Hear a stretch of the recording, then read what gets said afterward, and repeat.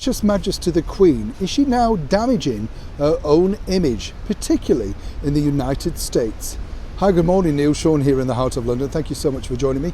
And as ever, that is one of the big breaking stories coming out of London today. It's a rather serious story, in fact, because when you think about what our Gracious Majesty the Queen has had to endure over the last 12 months, it's been a particularly difficult year. Obviously, the most damaging and the most difficult for her has been the loss of her devoted partner of over 70 years, of course, His Royal Highness the Duke of Edinburgh. But she's had lots of other things to contend with too. You know, the Harry and Meghan saga, the Prince Charles scandal. It seemingly is never ending. And Her Majesty the Queen is one of these people, you know, I have to say, according to very close sources, she's very good at departmentalising things, putting things to one side, dealing with it and moving on. How grateful we are she's allowed to do that and able to do that when you think about the terrible onslaught that seemingly keeps going on and on. Now, this particular story is broken out from the United States, and it's all about the situation regarding, of course, His Royal Highness Prince Andrew, Duke of York, who is, of course, embroiled in that terrible, disgraceful situation with Ghislaine Maxwell and, of course, Jeffrey Epstein. Now, what people over here are saying is that it's rather damaging that Her Majesty the Queen is seen so publicly and openly supporting her son, Prince Andrew. Well, first and foremost, you know, let's get a grip on this particular situation. Why on earth would she not support her son? I'm sure they've had very detailed conversations out at Windsor, and particularly when they were up in Balmoral together.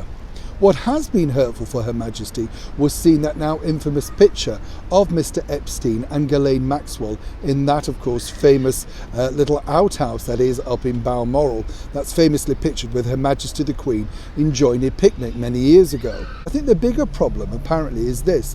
Over in the United States, it's said that her ongoing support for Prince Andrew could damage the brand of the monarchy moving forward. I'm not so sure about this myself because, of course, you lovely people from the United States let me know what you think about our wonderful British monarchy and, more importantly, our Gracious Majesty the Queen.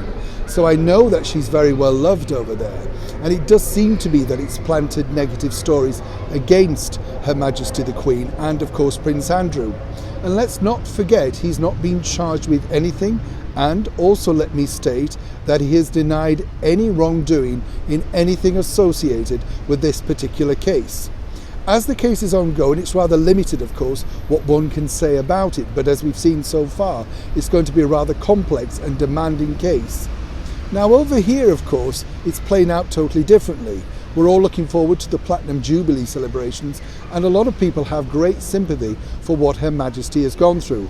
Let's not forget, only yesterday we were told, of course, that she'd have to scale back her Christmas plans. For someone of that age, it's rather alarming because, of course, you do want to take advantage of every opportunity that comes your way.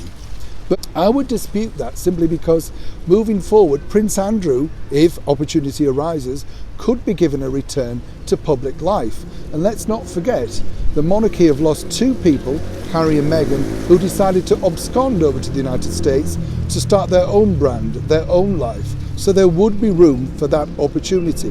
And I truly believe that Prince Charles is a man of principle and, of course, loves his younger brother and would like to see his life get back on track. The person who started this particular story, obviously, as ever, has something to sell. It's a book. So I bring you both sides of the story and let you, as ever, make your own decisions. Those are my thoughts. Let me know what you think to this ongoing saga regarding, of course, His Royal Highness Prince Andrew. Should and could he make a return to public life? And will, more importantly, the support of our Gracious Majesty the Queen damage the royal brand in the United States moving forward? Neil Sean in the heart of London.